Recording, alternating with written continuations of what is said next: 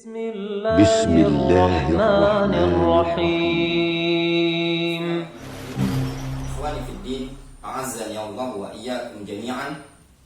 Termasuk permasalahan yang sering dipertanyakan oleh sebagian kita, baik dari kalangan para thalabatul ilm, para penuntut ilmu, ataupun dari kalangan ikhwah dan kaum muslimin secara umum, yaitu permasalahan hukum menerima hadiah dari teman atau tetangga yang dia ini punya profesi bermuamalah dengan muamalah ribawiyah, atau dia bekerja di tempat yang biasa melakukan transaksi ribawiyah. Gambarannya yaitu misalkan ada si A. Si A ini bekerja di lembaga yang biasa melakukan transaksi ribawiyah. Kemudian memberi hadiah kepada si B, berupa misalkan makanan atau mungkin berupa uang. Permasalahannya, apa hukum si B menerima hadiah dari orang tersebut yang profesi atau mata pencarian utamanya, hasil utamanya adalah dari hal-hal yang bersifat haram dari muamalah ribawiyah. Dalam hal ini pernah ditanyakan kepada Syekh Muhammad Ibnu Shalih Al-Utsaimin rahimahullah ta'ala. Akan kita nukilkan di fatwa beliau sebagaimana yang disebutkan dalam kitab Liqa'at Al-Bab Al-Maftuh, kumpulan fatwa-fatwa Syekh Ibnu Utsaimin, Liqa'at Al-Bab Al-Maftuh. Disebutkan sebuah pertanyaan yang diajukan kepada Syekh rahimahullah ta'ala. Hal yajuzu akhdhul hadiyah min rajulin yata'amalu birriba? Apakah boleh mengambil hadiah dari seseorang yang biasa bermuamalah ribawiyah?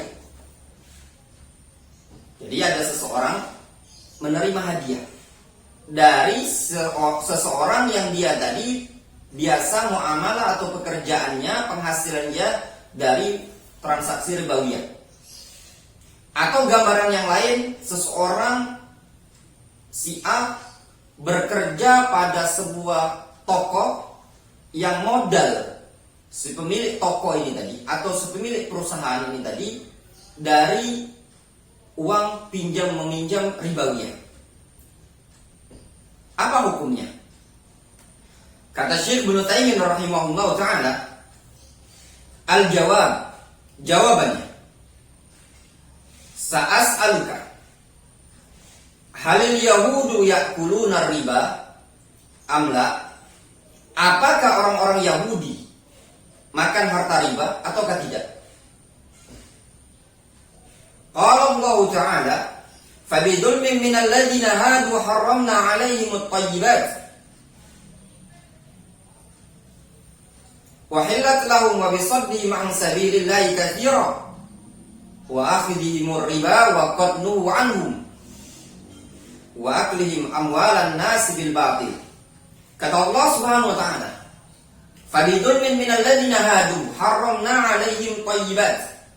Dengan sebab kezaliman orang-orang Yahudi, kami haramkan kepada mereka perkara-perkara yang sifatnya baik. Wahillat lahum, yang dulunya telah dihalalkan kepada mereka. Wa bisaddihim 'an sabilillahi katsiran, dan juga kami haramkan kepada mereka hal-hal yang baik dengan sebab mereka banyak menghalangi umat manusia dari jalan al-haq, dari jalannya Allah Subhanahu wa ta'ala. Kemudian Allah Subhanahu wa ta'ala menyebutkan wa akhdhihimur riba, dan juga kebiasaan mereka orang-orang Yahud, akhdhihimur riba, suka makan harta riba, suka mengambil dari harta riba. Wa qad nuhu anhu, dalam keadaan mereka sudah dilarang dari hal tersebut. Wa aklihim amwalan nasi bil batil, dan juga mereka suka makan harta umat manusia dengan cara kebatilan. Disebutkan dalam surah An-Nisa ayat ke-16 sampai 161. Jelas di sini sisi pendalilannya, Allah Subhanahu wa ta'ala menyebutkan bahwasannya mereka orang-orang Yahudi biasa melakukan transaksi muamalah ribawiyah. Itu perkara yang disepakati sebagaimana disebutkan dalam Al-Quran. Wa ma'adzalik qabilan Nabi sallallahu alaihi wasallam hadiyatahu. Bersamaan hal itu, dalam kondisi mereka orang-orang Yahudi biasa muamalah ribawiyah, namun Rasul alaihi salatu wasallam tetap menerima hadiah dari mereka, tetap menerima pemberian mereka. Qabila hadiyatal mar'a allati a'dat ilaihi asyata bi Khaybar wa amalahu. Rasul pernah menerima hadiah dari seorang wanita ketika perang Khaybar atau di wilayah Khaybar. Ada seorang wanita disebutkan dalam hadis, seorang wanita memberikan hadiah bagian daging kambing kepada Rasul yang sudah dilumuri racun. Rasul tetap menerimanya. Ketika itu Rasul tidak tahu kalau daging tadi sudah dilumuri racun. Asyahid, sisi pendalilnya, Rasul tetap menerima hadiah dari orang Yahudi. Dalam keadaan Yahudi atau orang-orang Yahudi secara umum disebutkan dalam Al-Quran, mereka suka memakan harta umat manusia dengan cara batil, dan diantaranya itu dengan muamalah ribawiyah. Wa mata wa dir'uhu marhunatun inda Yahudi. Kata Syekh Ibnu Taimiyah, Rasul sallallahu alaihi wasallam wafat dalam keadaan baju perang beliau tergadai di sisi orang-orang Yahudi. Baju perang beliau tergadai di sisi orang-orang Yahudi. Ini menunjukkan apa? Rasul transaksi pinjam-meminjam dengan orang-orang Yahudi. Rasul muta. Walihada ladayya qa'idah. Oleh sebab itu, padaku ada suatu kaidah. Kata Syekh Ibnu Taimiyah, beliau punya kaidah. Apa kaidah? Annama haruma li kasbihi fa huwa haramun 'alal kasib faqat. Kata beliau, annama haruma li kasbihi fa huwa haramun lil kasibi faqat. Bahwasanya sesuatu yang haram dikarenakan usahanya, dikarenakan muamalahnya, fa huwa haramun lil kasibi faqat. Maka itu hukumnya haram bagi orang yang melakukannya saja, yang transaksi saja. Duna man akhadahu minhu bi tariqin mubah. Tidak meliputi orang yang mendapatkannya dari orang tersebut, dari orang yang bermuamalah tadi dengan cara yang mubah.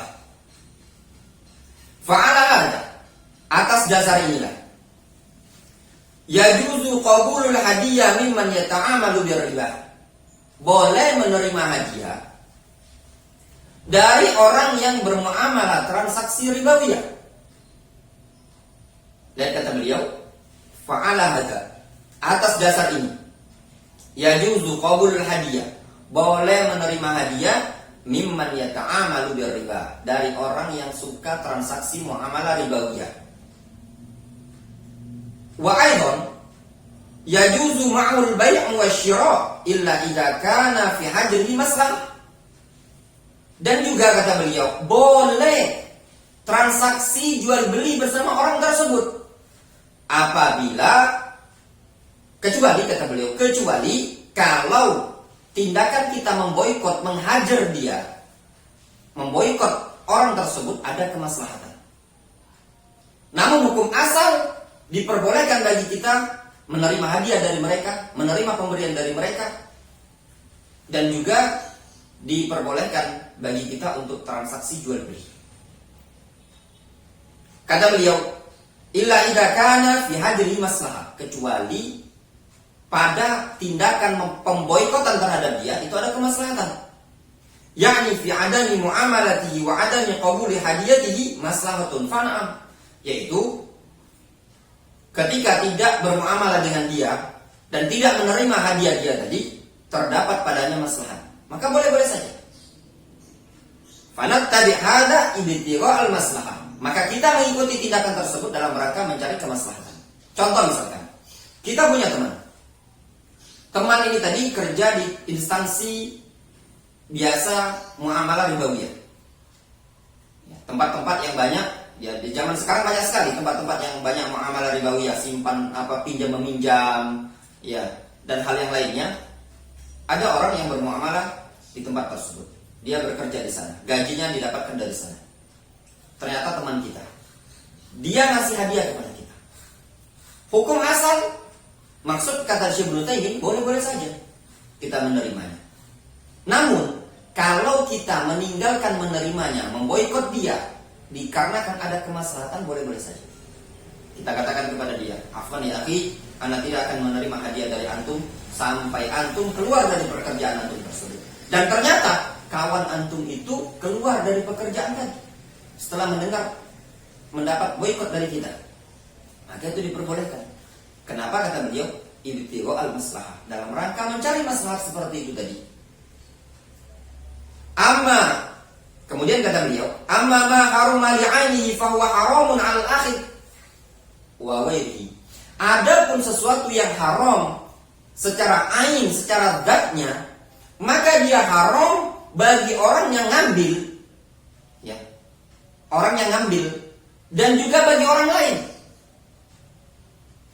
Contoh kata beliau, fal khamru masalan law ahdahu ilayya yahudi masalan aw nasrani mimman yarawna ibahatal khamr fa hal yajuzu li qabulu? La, kata beliau. Contoh khamr, minum-minuman keras, hukumnya haram. Kalau seandainya ada orang Yahudi menghadiahkan kepadaku, atau orang Nasrani dari kalangan orang-orang yang berpendapat khamr itu adalah halal, apakah boleh bagiku menerima hadiah tersebut?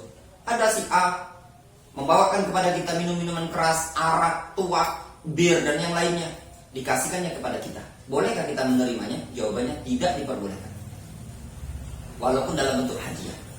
Kenapa? Dikarenakan barang tersebut adalah haram secara zat ainnya.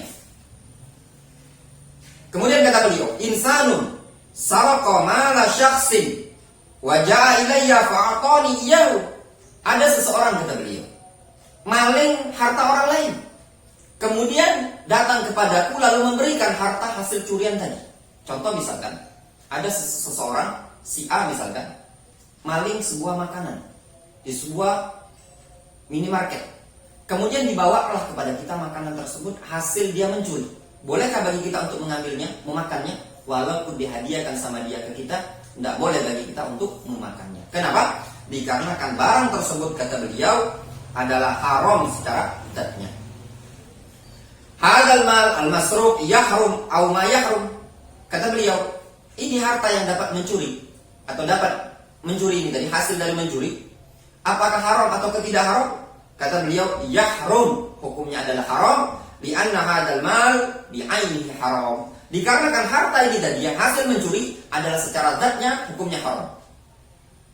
Kemudian kata beliau rahimahullah ta'ala, hadil qa'idah turihuka min iskalat katsirah. Kaidah seperti ini tadi memberikan kepada dirimu rasa lapang dari sekian banyak iskal-iskal yang ada. Apa kaidah kata beliau tadi? Ringkas yang disebutkan beliau, ada dua kaidah beliau sebutkan. Yang pertama, annama haruma likasbihi fahuwa haramun 'alal kasibi faqat. Sesuatu yang haram dikarenakan kasb, usahanya, dikarenakan transaksinya, maka itu haram bagi orang yang bermuamalah itu saja, seperti muamalah ribawiyah. Adapun annama haruma li'ainihi, adapun sesuatu yang haram secara ain, secara zatnya, fahuwa haramun 'alal akhir wa ghairihi, maka itu hukumnya haram bagi orang yang ngambil dan juga bagi orang yang lain. Contoh seperti barang dari dapat mencuri tadi. Kemudian kata beliau, ma haruma likasbihi fahuwa haramun 'alal kasib duna man akhadhahu bi tariqil halal. Kata beliau, segala sesuatu yang haram dikarenakan transaksinya, itu adalah haram bagi orang yang mengambilnya saja, orang yang melakukan transaksi itu saja, bukan bagi orang lain yang mendapatkannya dari cara yang halal. Misalkan hadiah, atau kita diberi sebagai bentuk hadiah tadi, atau mungkin sebagai bentuk kita dipinjami sama dia, walaupun profesi dia murni mendapatkan hasil dari ribawiyah tadi. Kata beliau, illa idza kana fi hajrihi wa adamul akhdhi minhu wa adamu qabul hadiyatihi wa adamul mubay'ah ma'ahu wa syira' maslahah. Kecuali kata beliau, apabila tindakan pemboikotan terhadap dia tidak mau ngambil hadiah dari dia tadi, tidak mau menerima pemberian dia, dan tidak mau bertransaksi jual beli bersama dia, ada kemaslahatan, terdapat maslahat, turdi'uhu an hadzal amal fa hadza yuhjar min ajli maslahah. Kata beliau, kalau kita tadi tidak mau jual beli, tidak mau transaksi sama dia, tidak mau menerima hadiah dia, terdapat kemaslahatan sehingga bisa menghentikan dia, menghardik dia, maka ini adalah kemaslahatan. Dia dihajar dikarenakan kemaslahatan ini tadi, maka itu dibolehkan. Ringkasnya ayo ikhwah, ini yang disebutkan oleh Syekh Ibnu Taimiyah rahimahullah taala adalah faedah yang juga dulu kita dengar dari Syekhuna Syekh Abdurrahman Ibnu Mar'i Al-Handani rahimahullah taala. Beliau juga dulu pernah ditanya dalam hal ini tadi, beliau menjawab sama seperti yang disebutkan oleh Syekh Ibnu Taimiyah ini tadi. Walaupun hakikatnya ayo ikhwah di sini ada khilaf di kalangan para ulama, namun Syekh Ibnu Taimiyah lebih merajihkan pendapat yang seperti ini. Di sebagian kita membaca fatwa para ulama yang lain, di antaranya Syekh Rabi' Ibnu Hadi Al-Madkhali hafizahullah taala, beliau pernah ditanya dalam hukum menerima hadiah dari orang yang bekerja bermuamalah dari muamalah transaksi riba. Beliau menyatakan tidak boleh sama sekali. Dalam masalah ini memang ada khilaf di kalangan para ulama, namun wallahu alam apa yang disebutkan oleh Syekh Ibnu Taimiyah nampak yang bagi kami adalah pendapat yang lebih kuat dalam hal ini tadi. Namun kalau seandainya dari kalangan kita para penuntut ilmu atau sebagian ikhwan ingin menjaga kewaraan ya, untuk hati-hati dan lebih selamat, silahkan bagi dia untuk tidak menerima hadiah dari kawannya atau dari temannya, dari tetangganya yang profesinya memang betul-betul murni dari hal-hal yang transaksi ribawiyah. Wallahu ta'ala a'lamu bissawab.